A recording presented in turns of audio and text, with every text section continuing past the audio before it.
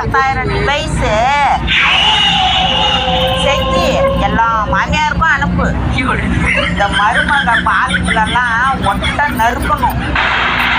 Packing டிவைஸா?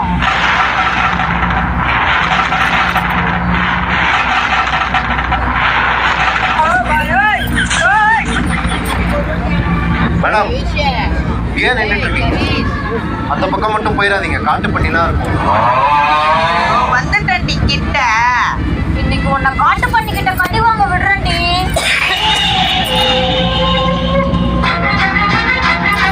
ஓ இது உள்ளதான் இருக்கியா? தோ வரேன்.